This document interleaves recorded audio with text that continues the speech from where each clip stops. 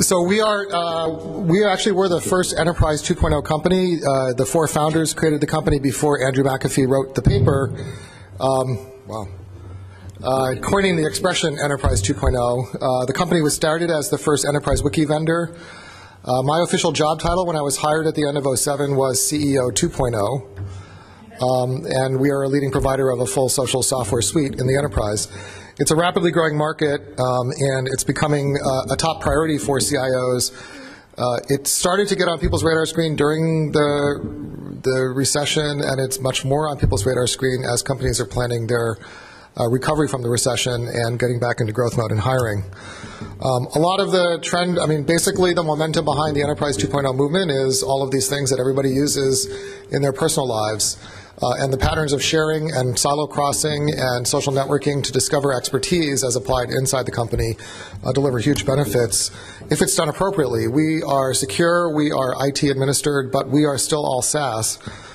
So we deliver an integrated set of different capabilities, but with a uniquely flexible deployment model. All of our contracts are SaaS. We are all subscription revenue, but we are able to deploy it in a shared hosted, private hosted, on-premise physical appliance, or as of last month, an on-premise virtual appliance running on VMware and soon on Microsoft Hyper-V.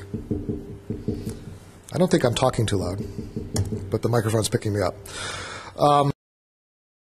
So what we've seen lately is a lot of people started last year wanting to make their intranets more social. If you ask customers about their employee satisfaction with their corporate intranet, people will, especially if you're on the East Coast, they'll say, well, my users hate it, they think it sucks. I hear they'll say, well, it's a little static and we could use some sprucing up. And what we've seen is with many of our customers who add Socialtext to make their intranet more social is within about 4 months it actually becomes their intranet and a front end to it, and with a dramatic explosion in adoption and usage. And if any of you have had any exposure to my part of the world, there are organizations that have sprouted up called things like the Enterprise 2.0 Adoption Council, on which there are community managers from very large corporations who get together monthly trying to help each other overcome this big problem that they have, which is adoption. And I am very proud to say that there are no Socialtext customers on any of these things because we put a huge emphasis on adoption. Because our contracts are all recurring revenue, I don't succeed if you don't succeed is our mantra. And so we don't oversell seats. We focus entirely on adoption and success and with great results.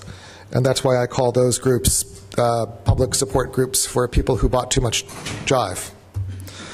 More recently, there's been a trend which we launched that I delivered in a keynote address at the Enterprise 2.0 conference called, that I said is social needs to be a layer, not a feature. Because of the launch of Salesforce Chatter, a lot of legacy enterprise application vendors are sort of thinking, hey, I can just pour this really cool social thing as a feature on my stack, and then I'll have a nice, sexy new thing to sell back to my install base. And a lot of application vendors and CIOs think that social is just a really cool thing you can bolt on. The problem is, how many of you ever read the instructions on the back of your shampoo bottle? Yeah? World's greatest marketing initiative, right? Lather, rinse, repeat. So if you lather, rinse, repeat the concept of adding social to each of your applications, you will end up with silos of social users built on top of your application silos. And breaking down silos is the whole freaking point of enterprise social software, so it makes no sense. So we argue that social needs to be a layer, not a feature.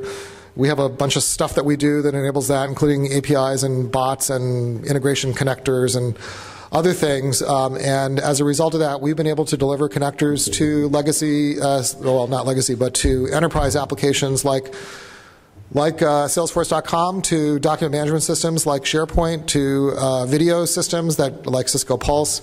We have several customers whose integrators or application developers are building connectors to homegrown systems that do things like advertising inventory management or funky little ERP systems in the mid-market.